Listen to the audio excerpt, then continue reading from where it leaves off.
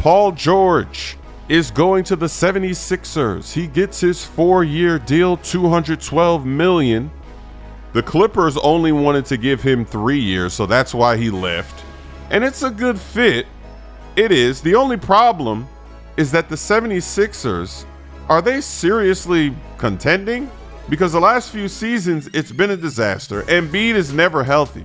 Last season was one of the worst examples. He was limping all over the court on fast breaks.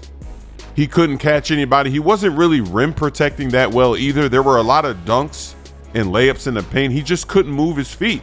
He couldn't move. Those knees, they're hurting. On paper, this is a good move. They got one of the best players that's available in free agency, Paul George.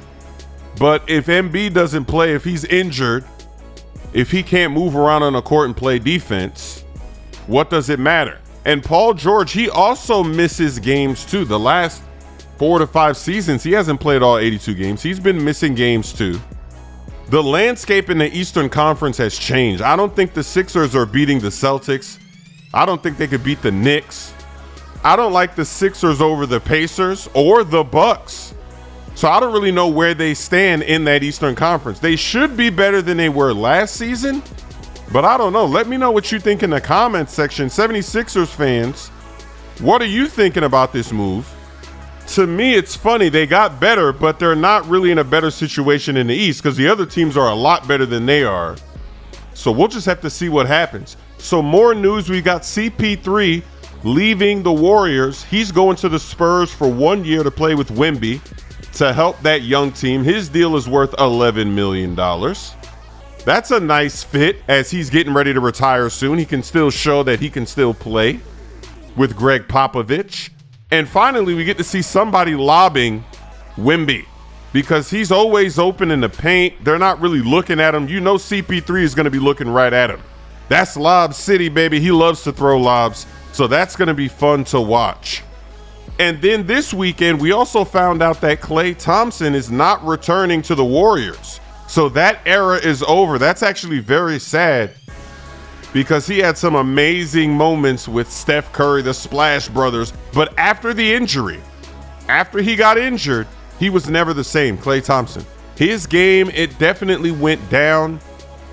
He's still a good player, but he's just not on that level he was pre-injury. So there are a lot of teams that are going to be interested.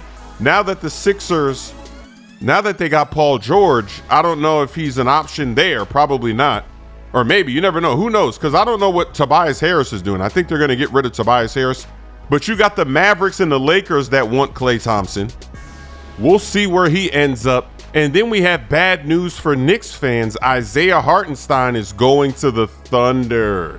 So they weren't able to keep him there. That would have been nice with all the moves they made. But they still have some good depth, though, for the bigs. They've got Randall. They got Mitchell Robinson. So it's not that bad. I mean, obviously, Hartenstein was just so clutch, so key in a lot of these games this season. He was really showing his worth. It would have been nice for him to be there, but you can't keep everybody. When you spend that much money, you get somebody like Mikal Bridges, you're not going to be able to fill in everybody else that was there, especially with that contract they gave to OG.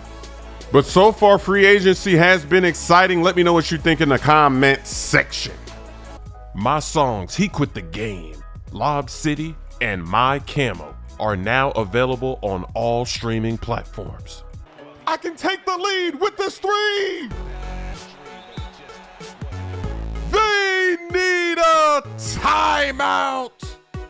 We take the lead. 1 point game. I got Tate. I got Kobe leaning.